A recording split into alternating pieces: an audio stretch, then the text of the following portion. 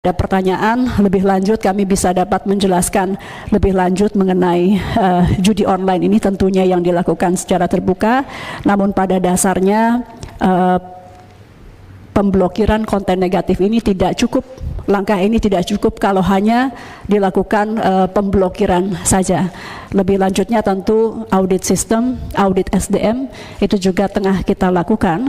Namun demikian kami juga berhati-hati Pak Ketua, karena saat ini juga kepolisian tengah masuk, jadi tentu audit sistem kita belum bisa dilakukan perubahan sistem, karena sistem yang sekarang juga mungkin menjadi objek dari pengembangan penyidikan yang dilakukan oleh kepolisian. Jadi artinya kita melihat dulu permasalahannya apa, namun kami belum dapat melakukan pembaharuan khususnya yang terkait sistem teknologi, karena yang saat ini masih ada kemungkinan dilakukan atau menjadi objek dari pengembangan penyidikan.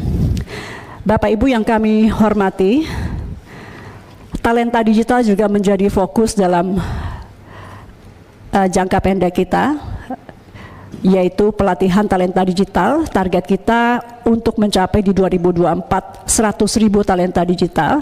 Kami berterima kasih kepada Bapak Ibu anggota Komisi 1, baik yang terdahulu maupun yang baru, karena insya Allah tentu kita tidak akan mencapai angka yang luar biasa ini kalau tidak didukung oleh para konstituen Bapak Ibu di berbagai wilayah yang Bapak Ibu wakili. Jadi untuk 2024 kami hampir insya Allah nanti dapat targetnya 100.000 talenta digital. Kurang saat ini posisi kurang 4.600 lagi untuk kita lakukan literasi digital untuk sampai kepada target itu. Bapak Ibu, ini yang juga menjadi perhatian yang mulia anggota pimpinan Komisi 1 terkait penyelesaian pekerjaan Base Transceiver Station BTS 4G dan infrastruktur pendukungnya. Tertinggal sebanyak 542 lokasi.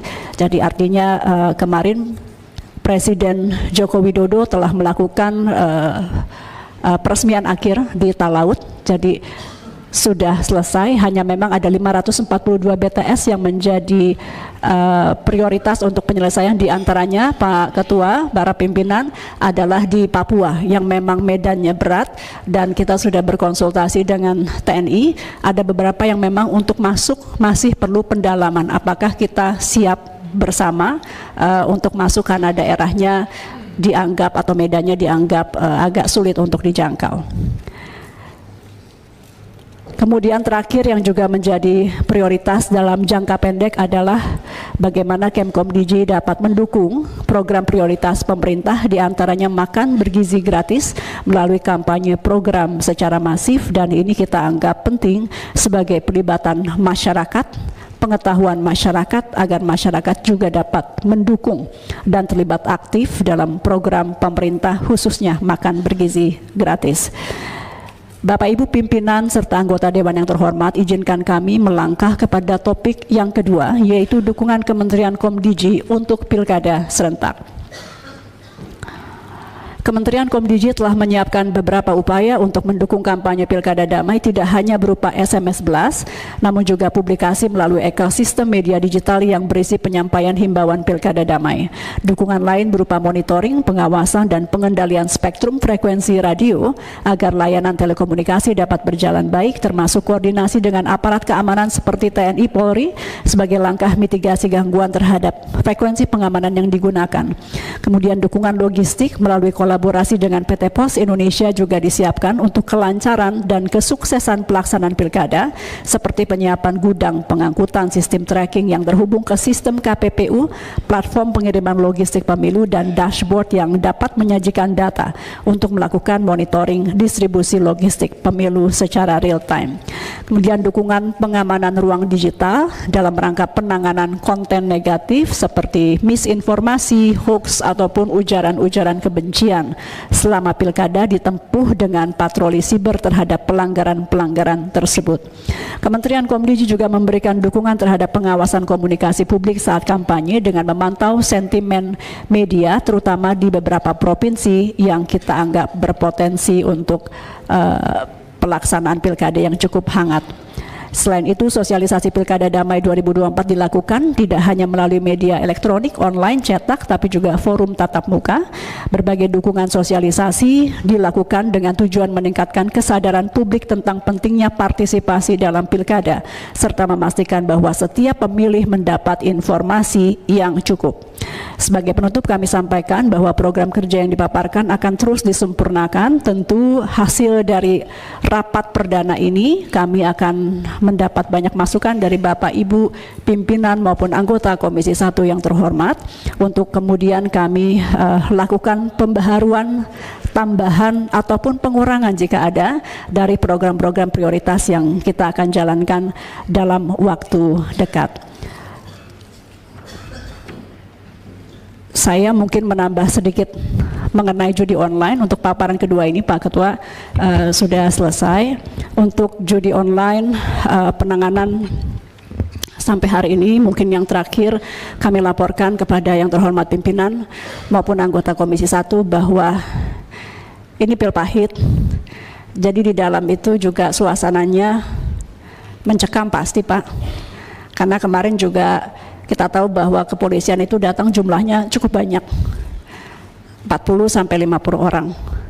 Namun komitmen kami yang sudah kita sampaikan bersama satu nada walaupun terpisah dengan Kapolri, bahwa Kemkomdiji akan terbuka dan sudah terbuka kepada seluruh upaya pengembangan penyidikan.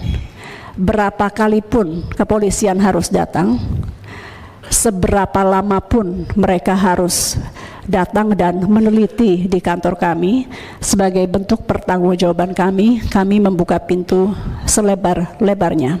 Kami telah membuat surat instruksi ke dalam kepada seluruh pegawai dari Kemkomdiji untuk memberikan dukungannya kepada aparat hukum dalam hal untuk mencapai keterang benderangan proses penyidikan. Jadi di dalam itu APH kalau datang selalu didampingi Pak Irjen ya, dengan Dijen Aptika dan tim. Kemudian kami juga sudah menonaktifkan 11 nama yang memang sudah terverifikasi. Artinya Pak Ketua Fraksi PKS sudah hadir. Dari nama-nama yang sebetulnya ditahan oleh polisi, kami kan sebetulnya tidak tahu persis namanya, karena yang hanya nama singkatan yang mengetahui sebetulnya dari kepolisian. Namun yang sudah terverifikasi sudah pasti, misalnya Pak namanya AB, tapi ada yang nama belakangnya juga sama, jadi kami harus verifikasi dulu. Sehingga untuk saat ini masih 11, namun demikian tidak tertutup kemungkinan penonaktifan akan dilakukan bertambah.